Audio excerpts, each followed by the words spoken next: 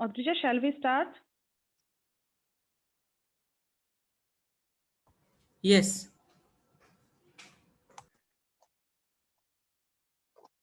Jai Hind, friends.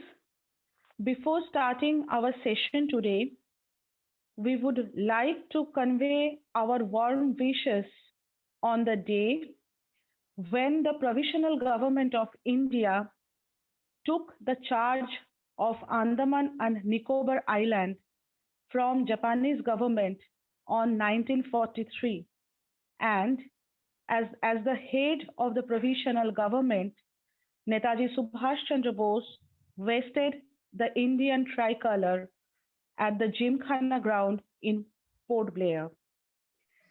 And consequently, Netaji named the Andaman and Nicobar Island as Shaheed and Swaraj Deep. And as you all know, that we are having a discussion with Sri Abhijit Roy on the great escape by Netaji Subhash Chandra Bose.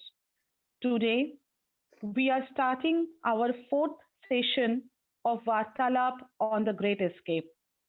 And I will like to, I will like to ask Abhijit uncle to start today's session and enlighten us with the detail of the planning, final planning of Great Escape today. Thank you, Anushwa. Thank you, Adrija. And Jai Hind to both of you.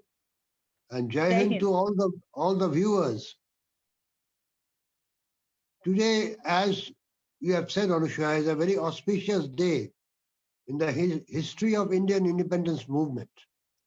But unfortunately, like many incidences, this has been forgotten by the historians, by the researchers, and is not being documented in the pages of history. We are determined to see that the real and true history of Indian independence movement is well documented, and particularly the young generation of today, they know this history in details. 3 generations after 1947 has been deprived of the true history of Indian independence movement. And some of us, we have taken the oath to prove this to our countrymen at least, that the British were forced to leave India on the 15th of August 1947 mainly because of Netaji and INA. This should be documented ultimately in the pages of history. Anyway, now, till the last episode, we said that how Netaji had sent Lala Bharat Ram to Japan. Okay, let me just have it.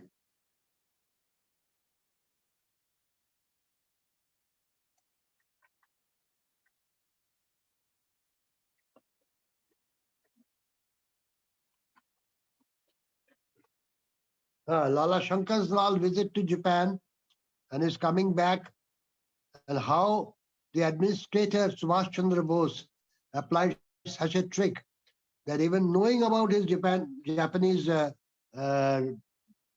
visit, they could not do anything to Lala Shankar Lal. And lastly, we have discussed that how Netaji has tried to utilize the help of Sardar Sardul Singh to convince the British Empire so that they believe that he is not planning to go outside. But according to the British, they plainly said that he was the only man whom the British administration was afraid of, and they will not release him. So there was no other alternative for Netaji but to go for a fast unto death, give the final warning to the British Empire for his release from the British prison. British did not pay heed to this warning first, but when after his health started deteriorating, they they were very alert, and ultimately the Viceroy of Bengal gave the orders for his release, but with condition that he'll be imprisoned at his residence at 38 by 2 Elgin Road. Now Netaji was brought to Elgin Road on an ambulance, and he was carried to the corner room, extreme right corner room of Elgin Road, which is adjacent to which is the room which was adjacent to the main Elgin Road, and he stayed there at that particular time. Let me tell you, only Subhash Chandra Bose and his mother, Srimati Prabhavati Bose, stayed in the first floor. The rest of the family members, they used to stay on the third floor. Right? Incidentally, yesterday, on the 29th, the day Netaji reached Andaman Nicobar Island, is also a sad day of the Bose family, because on that particular day, Srimati Prabhavati Bose, Netaji's mother, expired. So that was, of course, later on.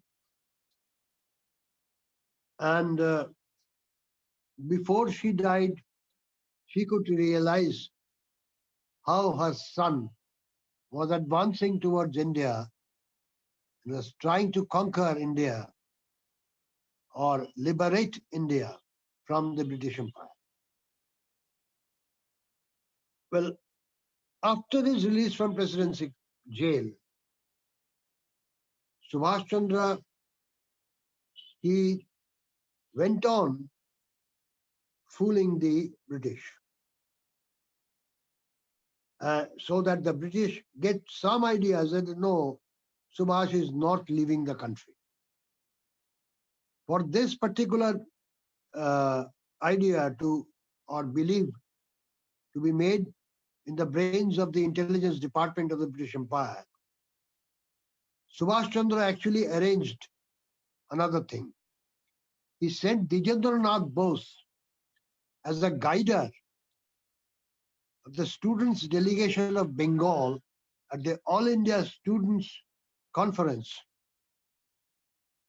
or All India Students Federation Annual Conference held at Nagpur.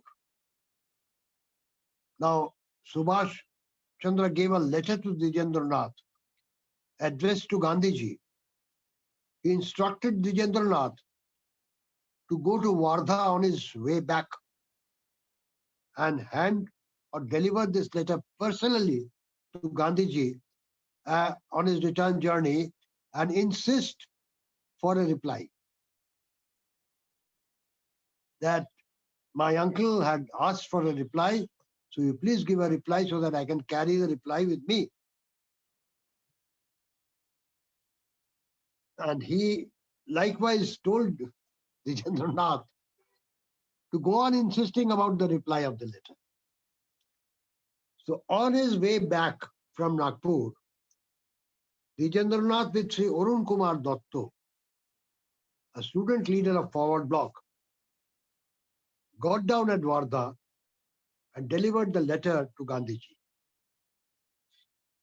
Dijendranath also requested Gandhiji to please give him the reply so that he can carry it with him to his uncle. Time and again he was repeating this request to Gandhiji. Now Gandhiji read the letter very carefully, as per the version of Dijendranath, thought for some time, and after a deep thought, he said, I would have given her this reply if it had been written by anybody else. But as the letter is written by Subhash, let me think over it for a few days, and I will only post the reply after a few days. Now, this is what Subhash Chandra expected. Now, we do not My know goodness. actually what was written there in the letter, but we actually can imagine that Subhash Chandra Bose, he wrote to Gandhiji that he is ready to go along with the Congress in the in the struggle for independence of India. So Gandhi knew that Subhash does not believe in non-violence and non-cooperation movement. So he wanted to give this letter a deep thought, and after a few days, he wanted to reply. Now, what was the advantage? The ultimate advantage was that when Gandhiji replied to this letter from Subhash Chandra Bose, and the letter came by post, the British intelligence opened the letter and read it, which added to their confusion. No, because they were right from the beginning, they were confirmed that Subhash Chandra is planning to escape from India. Now, this letter particularly, you know, he they were very puzzled because the letter itself indicated that Subhash had accepted the non-violence part of Gandhiji and had no intention to escape his country. But Subhash was thinking otherwise. In the meantime, what happened, as we have already discussed about the leaders of the Northwest Frontier Province. Now, the president of the forward bloc of the Northwest Frontier Province, Mia Akbar Shah, as per the request of Netaji, he came down to Calcutta. He arrived in Calcutta. He met Subhash Chandra at his residence at 38 by 2 Elgin Road. Now, Mia Akbar Shah, as he was the president of the All India Forward Bloc of the Northwest Frontier Agency, Frontier Province, he is coming to Calcutta and to meet the All India president of the All India Forward Bloc was not a surprise. It was an organizational sort of a discussion to be held between the two leaders of All India Forward Bloc. And Dijendranath at that time, he was a member of the Forward Bloc. And he made the arrangements of Mia Akbar Shah's stay in Calcutta. Actually, there is a hotel called India Hotel at Mirzapur Street in Calcutta, which is opposite to the Shraddhanand Park. And Mia Akbar Shah's stay was arranged by Dijendranath Bose at India Hotel.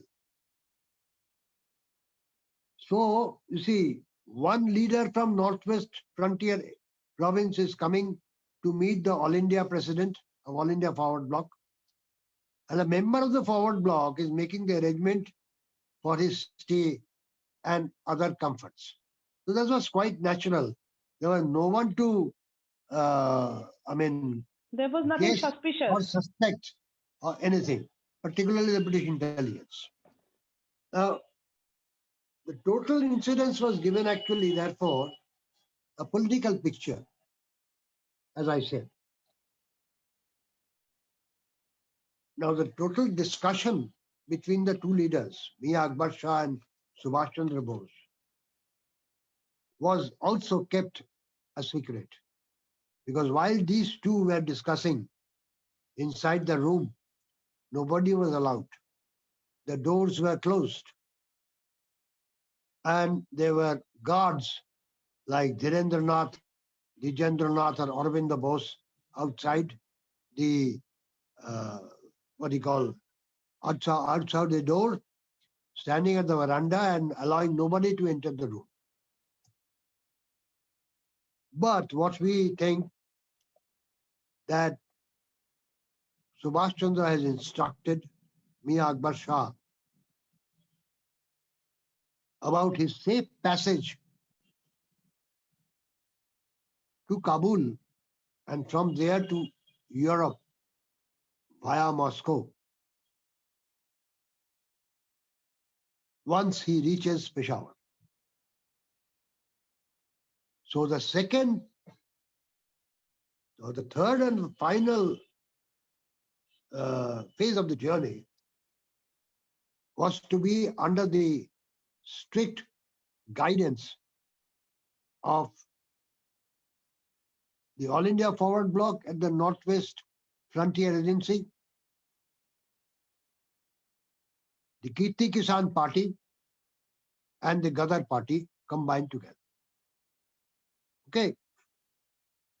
Now, Mia Akbar Shah, after his secret meeting with Subhash Chandra, returned to Peshawar with the assurance of visiting Calcutta again. And now started the planning of the initial stages of the great escape from the house of 38 by 2 Elgin Road.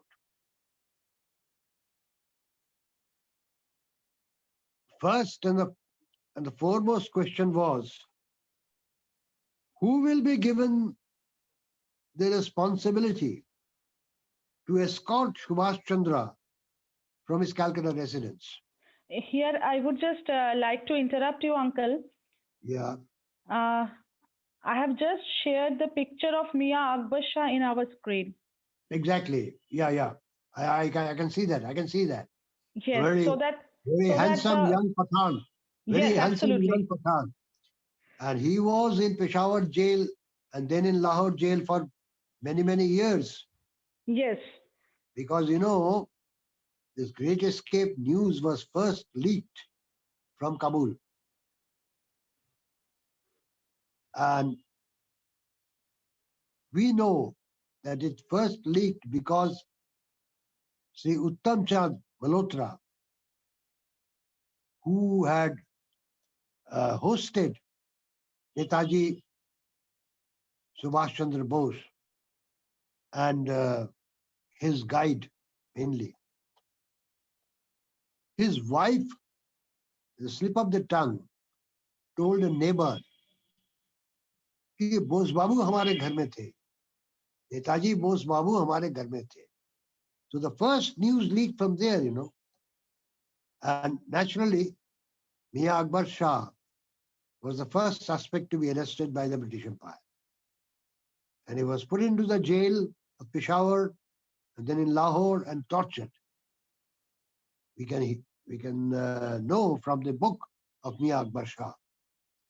Many people do not believe this, but we don't care. I'm talking only about references which I get. I'm not cooking up a story of great escape just because to gain some cheap popularity. I'm only referring to the books written by Dijendranath Bose, written by Mia Akbar Shah, written by Dr. Ashoknath Bose, written by Dr. Shishir Kumar Bose, and my Reverend Auntie, from whom I have learned a few things, Mrs. Chitra Ghosh. Apart from that, I'm not whatever I'm telling you is absolutely based on facts, figures, and documentation, and reference to other people's writing or their version. Now, after returning to Peshawar, Mia Akbar Shah said that I will come after I get the green signal from you that the total arrangement has been done. Okay, now as I said, who will take the responsibility of escorting Subhash Chandra Bose from his Calcutta residence? Because the first half of the journey, as was decided within Sharat Chandra Bose, Subhash Chandra Bose, and Shottaranjan Bakshi, the three people, along with Mia Akbar Shah, the four people who knew the total blueprint from Kolkata to Kabul. Rest of the people were just doing the job which was told to them. Let us be absolutely certain about this fact. Now, Netaji, as his previous experience was, he did not want to involve many of people, or a good number of people, in this great escape. But as far as practicable, very few people he wanted to involve. So only the nephews present at 38 by 2 Elgin Road had to be considered. Now there were three nephews residing at 38 by 2 Elgin Road who could drive the car very well. One was Ranjit Kumar Bose, the eldest son of Suresh Chandra Bose. Another one was Aurobindo Bose, another son of Suresh Chandra Bose, and Dijendranath Bose, the second son of Satish Chandra Bose. Now, Ranjit Bose, the eldest son of Suresh Chandra Bose, from the very beginning, he was not considered for this secret mission. Why?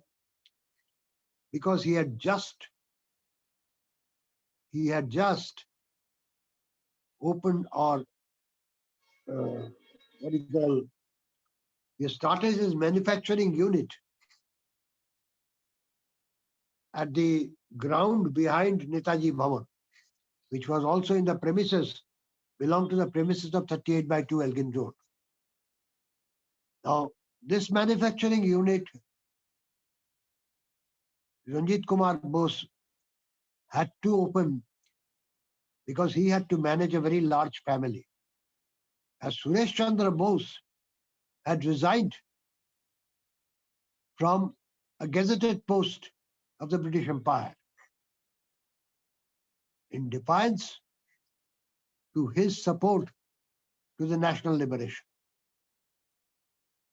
Indian independence. So Ranjit Kumar Bose was not considered. Now left was Dijendranath Bose. But Dijendranath and Aurobindo, they were already involved in active politics. Dijendranath Bose, as I had already mentioned, was a member of the Forward Bloc. At the same time, at the instruction of Subhash Bose, Dijendranath was actively involved in the movement for the removal of Holwell Monument, along with Aurobindo Bose. And Dijendranath Bose, under the instruction of Subhash Chandra Bose, had formed the All India Youth League with its main office at 38 by 2 Elgin Road. And Aurobindo Bose was also inducted in this All India Youth League. British knew this, and that is why the intelligence officers of the British police, they shadowed Dhirendranath Bose, Dijendranath Bose, and Aurobindo Bose in a 24-hour basis. So they were followed like, shadows. They were, in one word, they were shadowed by the British intelligence. Now, a man who is shadowed like this for 24 hours, he cannot be risked to escort Netaji out of the Elgin Road residence. So what was the alternative? The next name which came to the mind of Subhash Chandra Bose was Dr. Ashok Nath Bose, the eldest son of Sarat Chandra Bose. You see, Sarat Chandra Bose lived very nearby at One Woodman Park, which is a stone's throw distance from Elgin Road. But Dr. Ashok Nath Bose at that time was in Barari, a place near Dhanbad, in Coke Oven Company. He was a gazetted officer there. After completing his research from Germany, he came back to India and got a job there as an officer. And he was staying in a bungalow, very big bungalow, provided by the Coke Oven Company in Barari. So the arrangement was like that. Planning was going on.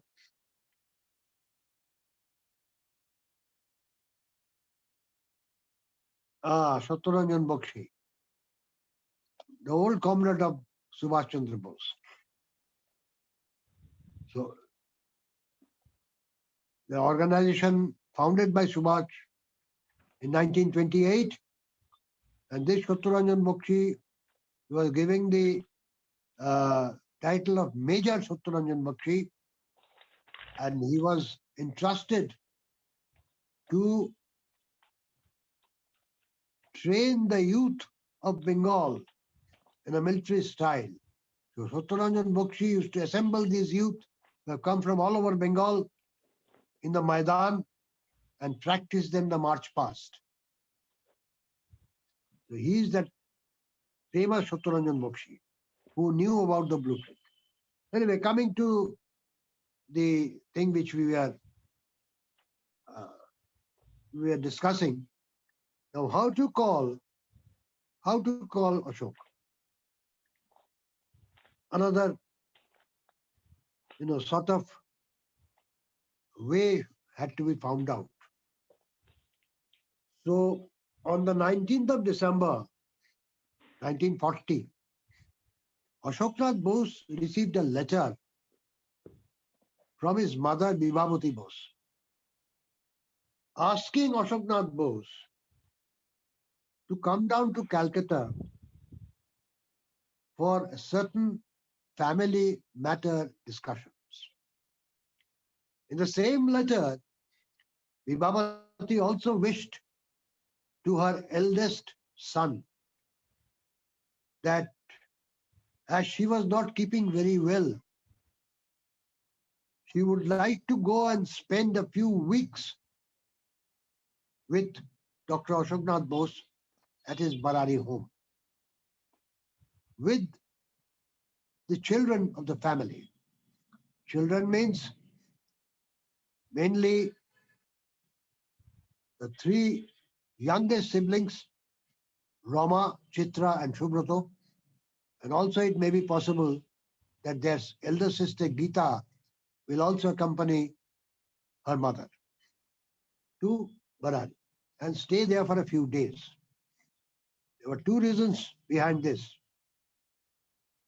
Calling of Ashoknath Bose and telling him about the mission of his Ranga Kaka Babu or Uncle Subhash, and to make a preparation of the journey, the rest of the members of the family had to be shifted elsewhere so that nobody watches what is happening.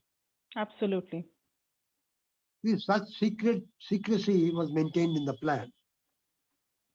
Now, Ashoknath came down to Calcutta to discuss certain so-called quote-unquote family matters with his mother. Accordingly, Ashoknath reached Calcutta on the 21st of December 1940 and was told by his mother, Srimati Bibhavati Bose, that Uncle Subhash wished to meet him for some very important and urgent discussion. Miss Srimati Bibabati Bose told no further. Thus far and no further. Absolutely. He instructed his son to go and meet his uncle Subhash, his Ranga Kaka Babu, and nothing more. So, as number 1 Woodman Park, residents of Sarath Chandra Bose were very near to 38 by 2 Elgin Road, Ashok Nath just casually strolled to 38 by 2 Elgin Road in the evening of 21st December 1940 to meet his Ranga Kaka Babu or Uncle Subhash. Subhash, as we all know, by this time he was released from prison and kept under strict vigilance at his residence, where the British hoped to once again imprison him after the improvement of his health, mind you. And the 2 cases which were against him, one at Alipur Court and one at Bankshal Court, still persisted. And if the British wished, his physical presence was very much necessary there. Yes, Okay. Now, Ashoknath Bose went upstairs to meet, well, nothing suspicious there. Nephew has come from outside Calcutta. He have heard about the ill health of his uncle and he has gone to visit his uncle. Okay. Nothing to suspect. Now, while he was strolling, while he was going on the way, he saw that there were guards stationed at the pavement, on the pavement opposite to 38 by 2 Elgin Road. Now, if you have gone there at that particular place, you see at present there's a mall called Forum. Right in front of the Forum on the pavement, the guards were sitting, he saw. And there were a number of guards at the crossing of Elgin Road and number 1 Woodman Road and Woodman Road. Because there are 2 things.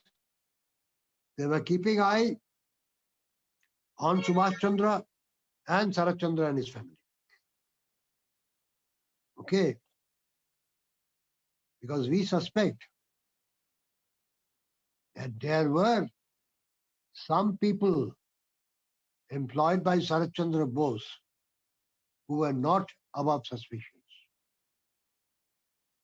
They were actually passing out information to the British about Sarath Chandra Bose's activities.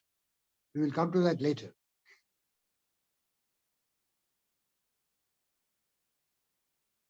And these guards who were sitting there, they were provided with sufficient warm clothes, blankets, quilts to protect themselves from the cold nights of winter. In those days, in Calcutta, you didn't have so much of concrete jungle. There were trees around. You did not have so much of traffic. So Calcutta used to be cold, a little bit cold also, not as cold as northern India, but or Bihar or UP, something like that. But it was cold. So sitting there openly without any warm clothes or blankets would be a little bit difficult for the guards also. After all, they were human beings too. Now, this vigilance was continued for 24 hours. And the descriptions of the persons entering and exiting from the house was reported accordingly at the police headquarters, Lal Bazar. See, this is Netaji Bhavan. Right in front of that, there is a pavement. On that pavement, there were guards. At the side, on the left-hand side, at the side, you can see there's a small passage or a lane, which is called Elgin Lane, which straight away goes and meets Chandranath Chatterjee Street. So, and in the lane itself, there were guards. Behind the house, there were guards.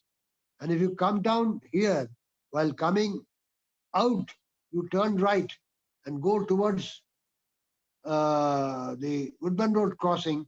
That crossing also had guards. So many guards were there. And there were guards on this side also, on the other side, on Elgin Road. So everywhere there were guards. Ashoknath noticed that. Now, when Ashoknath reached 38/2 Elgin Road, and just a minute.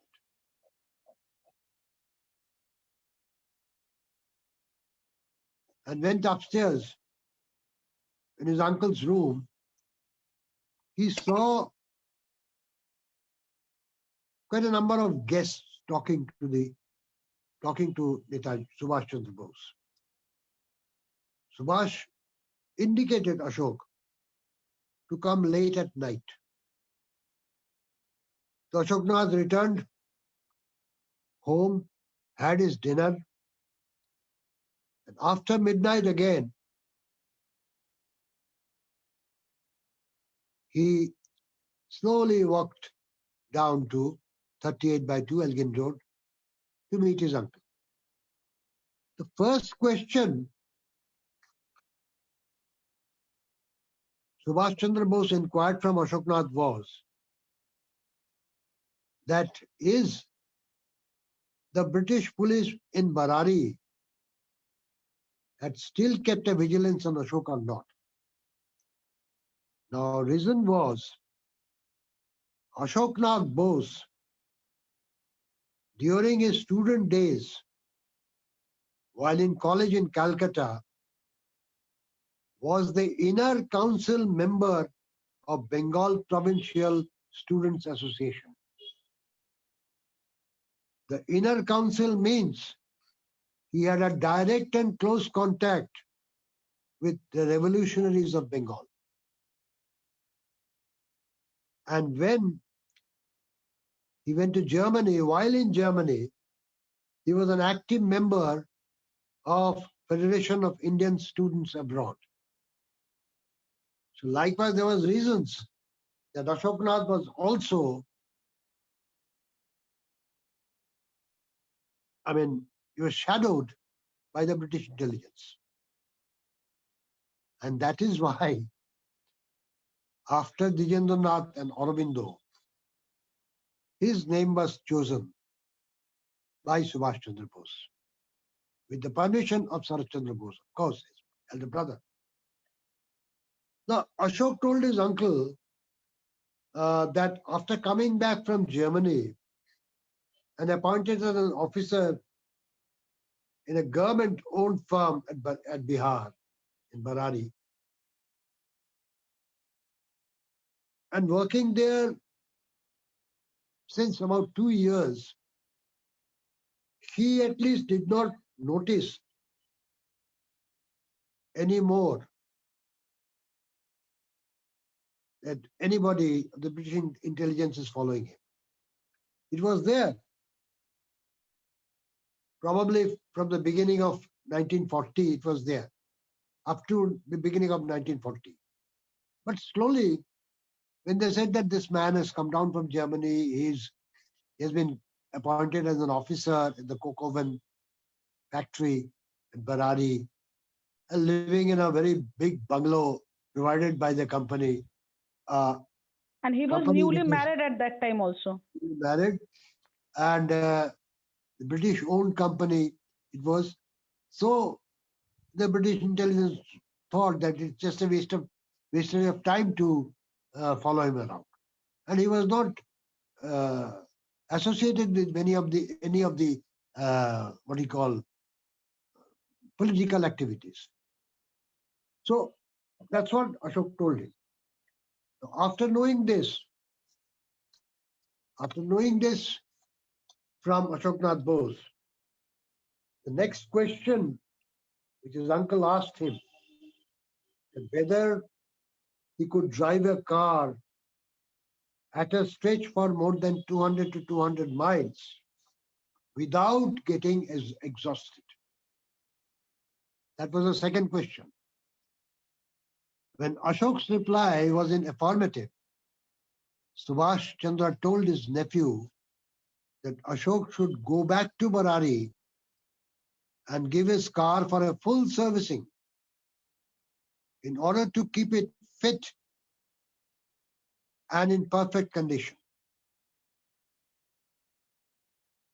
Because Subhash Chandra Bose said that he may undertake a very important and secret journey in Ashok's car in the near future. Now, in those days, it was an unwritten rule in the Bose family that whenever an elder is asking you a question, give the reply in a short, crisp manner and not to ask further questions. So, obviously, keeping this rule of the Bose family, Ashoknath Bose never asked his uncle, where did he want to go? Why did he want to go? Okay. So he said, okay, no problem. He told Ashok that detailed discussion will be done on the next day, and also told Ashok to keep this conversation a secret and asked him to meet him almost a similar time on the next day. While in conversation with his uncle, Ashok was sitting very closely to his uncle. To his utter surprise, he saw a change, a real change. Now, Subhash Chandra Bose had grown a beard there. Some beard has come out. But Subhash had a black, grey colored, dark grey colored mole below his left ear. And this mole was the, what do you call, in passports you have this Identification mark. identification mark. Visible identification mark. It was the identification mark when he went to Cambridge and later on when he went to Europe. To his utter surprise, Ashoknath saw that that mole has been removed. And there was a little scar below the left ear, which will automatically be hidden when the beard grows more. So you see, the identification mark, which was in his passport, was now removed by a small operation. Such minute details were looked into the matter before the Great Escape. I will tell about certain more minute details also as I go ahead. So, the mark mentioned previously in Subhash Chandra's passport has been removed forever. Later on, his thick beard, as Ashok thought, not only covered the cut mark below the left ear, but brought a specific change in his features. Because in his political life, in his student life, we see Subhash Chandra Bose clean shaved. Clean shaven, absolutely. Not even a mustache. Okay. Now this man was having beard and a big mustache. So the physical appearance of the features had remarkably changed also. On the day in January when he was We had actually gone out of his house. So this was required. So with the change of this particular physical appearance, at that particular moment, it was very difficult for somebody to recognize the famous Subhash Chandra Bose at just one glance.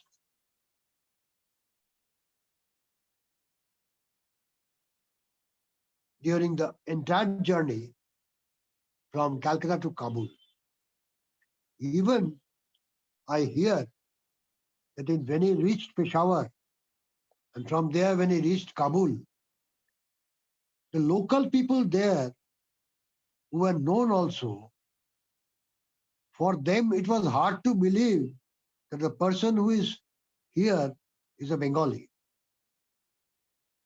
They only said that you look like a Pathan. The members of the Kirti Kisan party and Uttam Chand Malhotra, they were surprised. But you look like a Pathan, you don't look like a Bengali. So this was the appearance. It had to be done. Anyway, first late evening, the discussion was done, preliminary discussion was done. On the next late evening, Ashoknath Bose paid a visit accordingly at 38 by 2 Elgin Road, residence to meet his uncle. In his bedroom, as specifically told to him late at night. Now this time, Subhash Chandra Bose told Ashoknath that he wants to undertake, see the difference, he wants to undertake a journey to Northwest Frontier Province. And the primary part of this journey he wished to cover by road. Subhash Chandra also said that he wants to take the journey at night and preferred to stay in a place near Dhanbad the whole of next day in order to catch a train from there. After more discussion, he told Ashoknath, after judging all sorts of pros and cons, that he intends to rest the next morning at Ashoknath's bungalow at Baradi. He also said that the date of the journey would be intimated to Ashoknath after the final decision of the journey, which will be probably around on the middle of January. And he further told Ashoknath that during that period of time, no known person or guest should visit Ashoknath's house.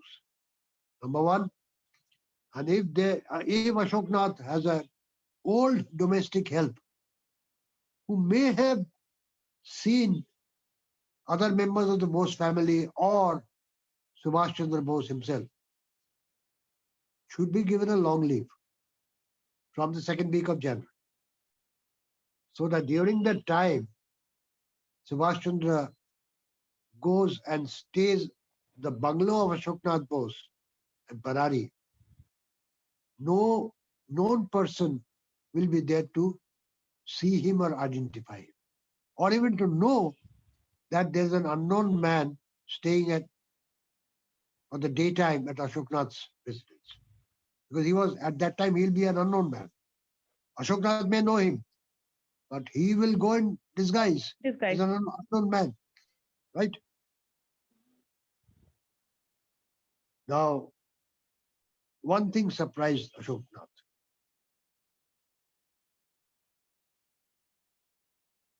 Before leaving, Subhash Chandra even told Ashoknath not to discuss with anyone, including his wife and his parents. He said that whatever discussion I will make with your parents, I will do it. You don't have to tell your parents. Don't have to discuss this particular thing. with your mother or your father. But lastly, when he was coming down, he said, okay, you do one thing, you discuss the matter or you can narrate the thing to your mother, my Mejo Didi, or Vibhavati Bose, but not to other. And he strictly told him not to discuss this with his newly married wife. So accordingly, this remarkable change Ashoknath found from the previous day's discussion. The previous day, it was decided that Ashoknath would drive it. The next day, Ashoknath comes to know that he is not driving, but he is hosting his uncle as a stranger at his home in Barari. Now, why this change?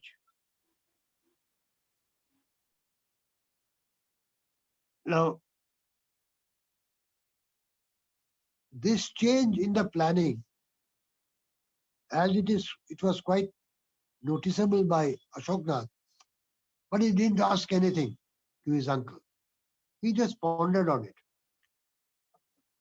Now, we have later heard the reason behind this change. From my uncle Ashoknath Bose, I have heard. From my auntie, Srimati Meera Bose, I have heard. And from the family members. Now, when this discussion took place between the two brothers, Sarat Chandra Bose and Subhash Chandra Bose, Sarat Chandra Bose said one thing, I have no objection, but I will have to ask Ashok's mother.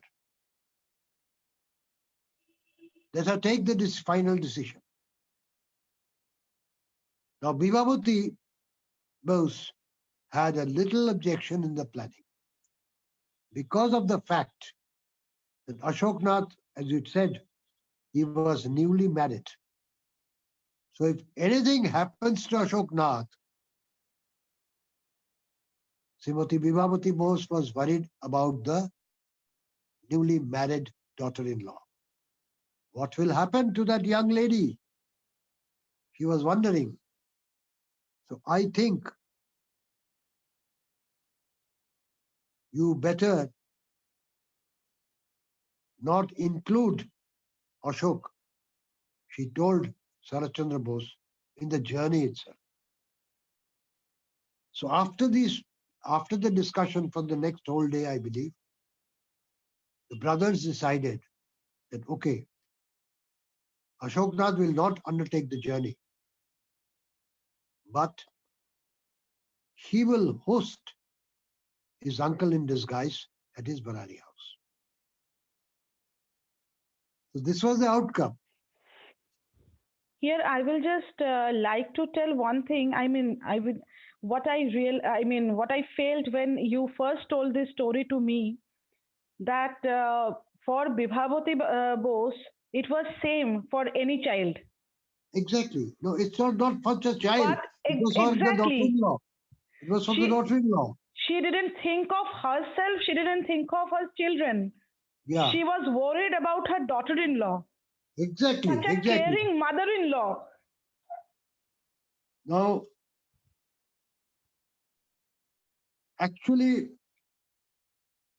when these discussions were going on, and one more point of view also, in those days, women were always kept behind the screen. Their opinion was not considered very seriously.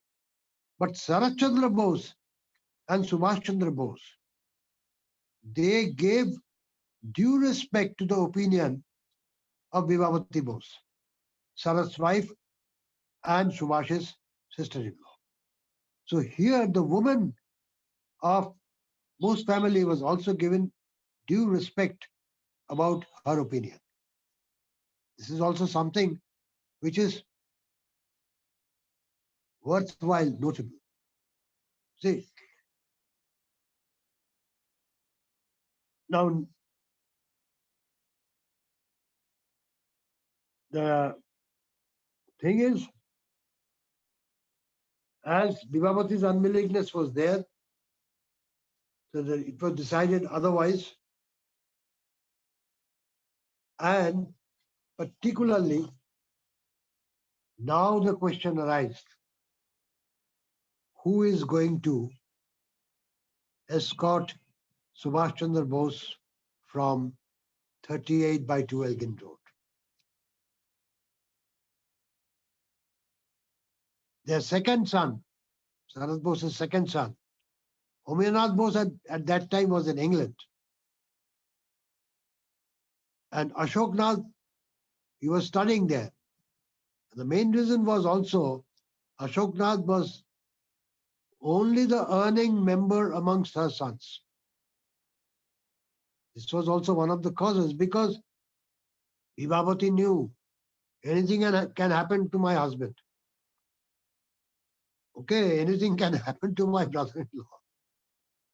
And once Sarat Bose is arrested, that means no earning. Because a lawyer, if he doesn't attend court, he will not have any earnings. And at that particular moment, Ashok Nath will be the sole responsible man to earn for the family. Because Omiyanath was studying in London. That was one of the reasons. So Srimati Vibhavati was also thought that it will be less risky for Ashok Nath to host his uncle in disguise rather than to drive him to his destination. Now the thing is, who will take the advantage?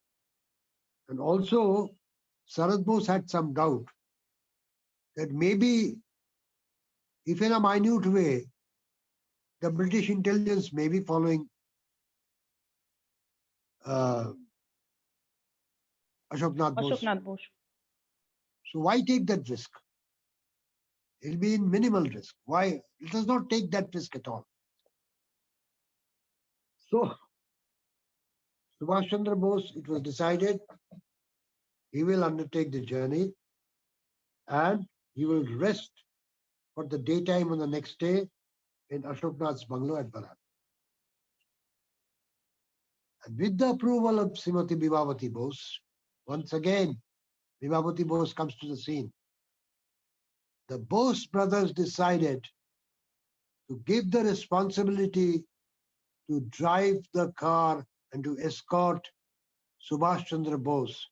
This responsibility will be on the third son of Sarat Chandra Bose, Shishir Kumar, who was at that time a medical student. Now, what was the advantage? Shishir Kumar could drive the car very well, being a young man of 21. And the Wanderer car, which was German Wanderer car, which was in Woodburn Park, was registered in his name. Sarat Bose has done it as because he was very fond of driving cars. So, as Ashok Nath went back to Barari, Shishir Kumar Bose, the young medical student, was picked up by the Bose brothers for this dangerous journey. Another reason was that Shishir Kumar was a very quiet-natured man, and he was sort of an introvert,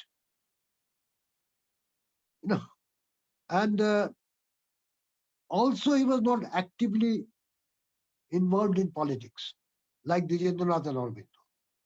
So, and as such, Shishir Kumar was not shadowed at all by British intelligence, or British intelligence never cared for Shishir Kumar. Okay, like other members, common members of the family also. So Shishir Kumar at this young age, while he used to drive the car quite early.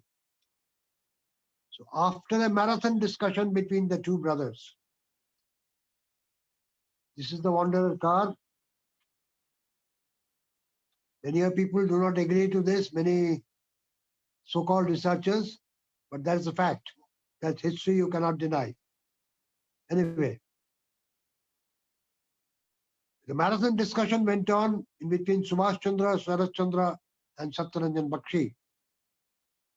A preliminary blueprint was prepared for the journey from Calcutta to the specific destination near Dhanbad, from where the disguised Subhash Chandra would take a journey by train. And accordingly, the message was given to Mia Akbar Shah, and he was asked to come down to Calcutta for the second time to finalize about the Great Escape and to give the green signal. Okay, shall we stop here? Or shall we go ahead? We can stop here today. Yeah. And I would just like to show a picture of Dr. Shishir Kumar Bose. Oh, sure. Just a minute.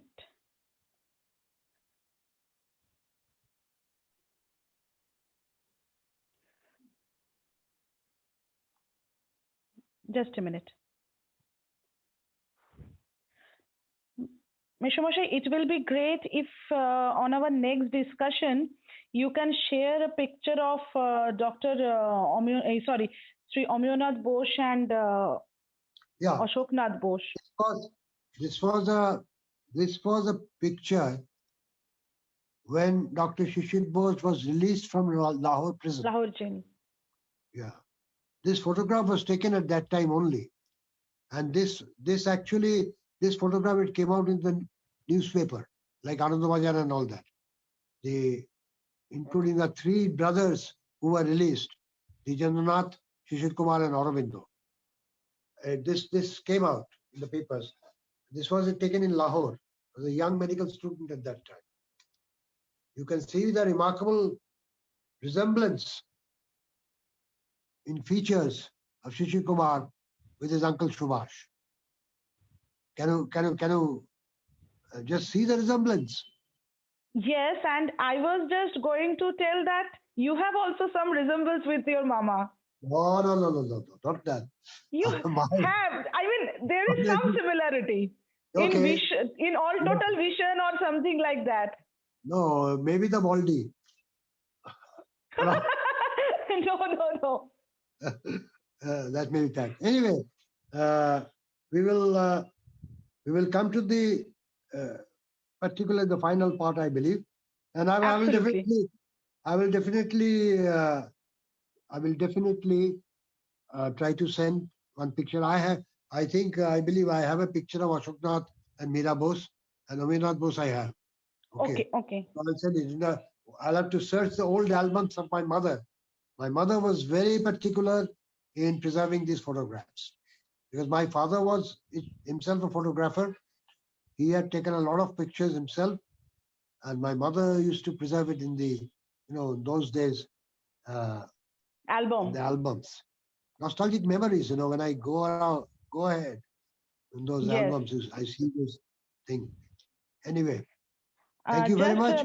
Just before ending the session, I would just like to, read the lecture by Subhash Chandra Bose, the part of his lecture, which he gave when he took the charge of Andaman and Nicobar Island. Just a minute.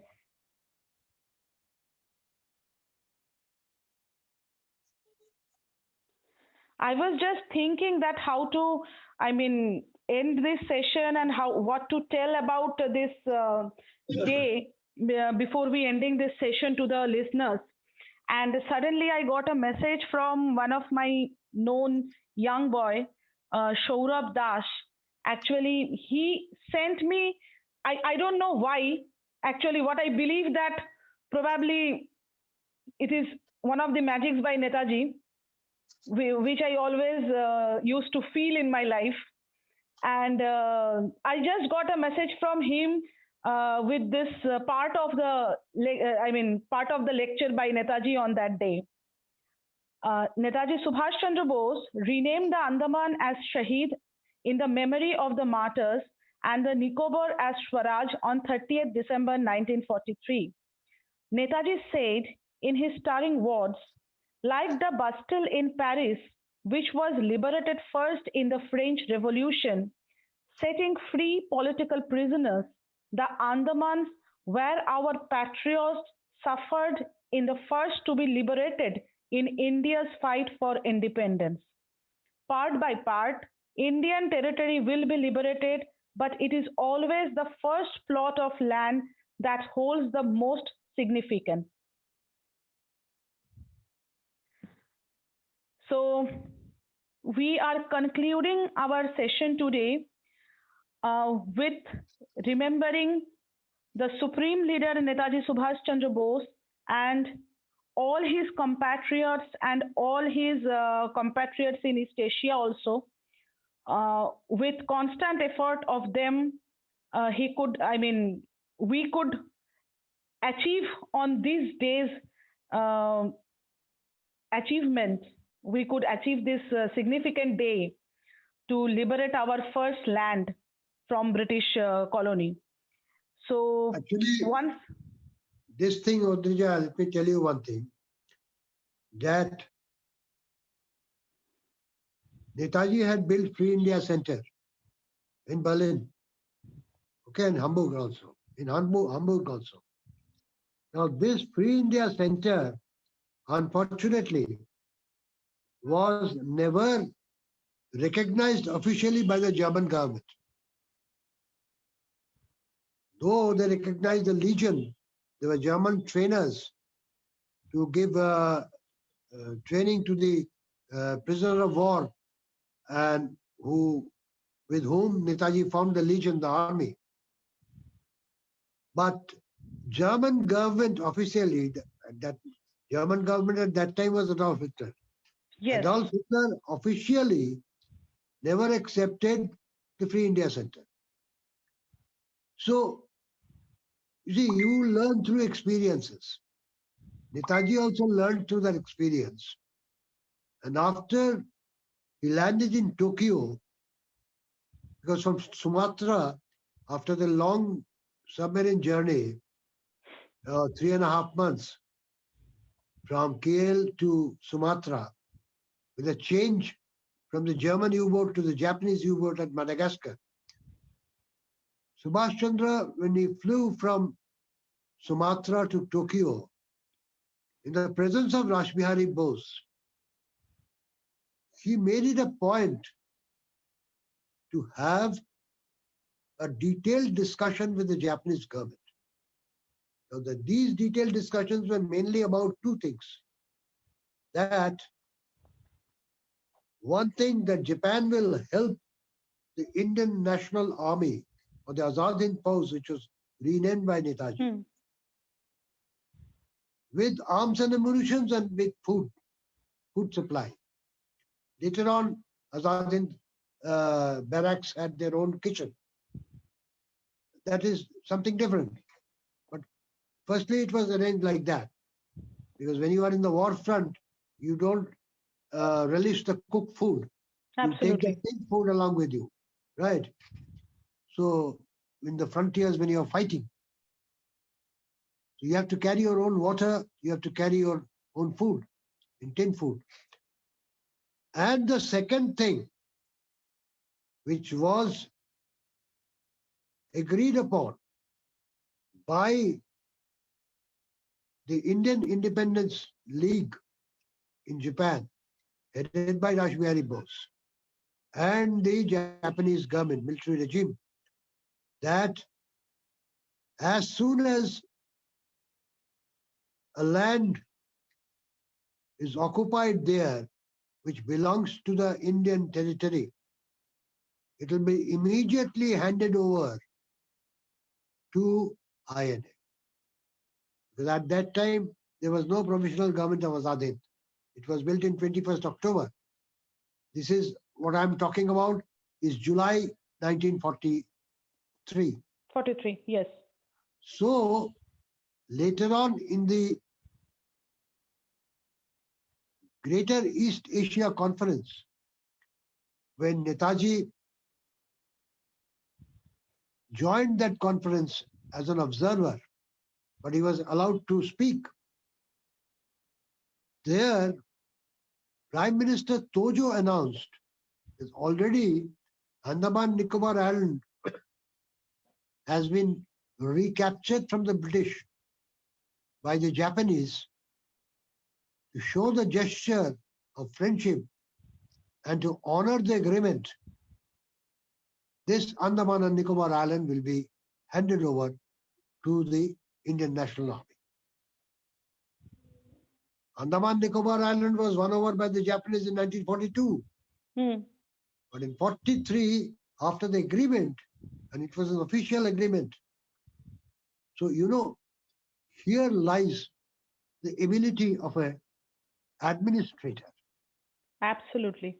How a man learns from his earlier mistakes and improves upon it. The Great Escape has taught us this ability of Subhash Chandra Bose, and the Free India Center and Indian Independence League, and later on the provisional government of Azad Hind has taught us that how he has improved from the experience of the past mistakes. A true administrator can only do that. Absolutely. And today it's unfortunate that the INA did not succeed to hoist the national flag at Red Fort, Delhi. The lines of that song Kadam Kadam Badhaya Ja, there's one line, Lal Kile pe gaad ke lehraya ja, lehraya ja. Lehraja. Kadam Kadam Badhaya Ja. That dream was not fulfilled. But today let us take an oath, Audrija, let us take an oath, Anushwa. We Absolutely. will not rest till we have proved to the young generation and to every Indian that it was because of Netaji that British were forced to leave India on the 15th August 1947. Let us Absolutely. see an oath Absolutely. taken by us, taken by a few enthusiasts who are not in favor of any theory, who are only backing up this particular demand. Jai Hind. True. Jai Hind. Jai Hind.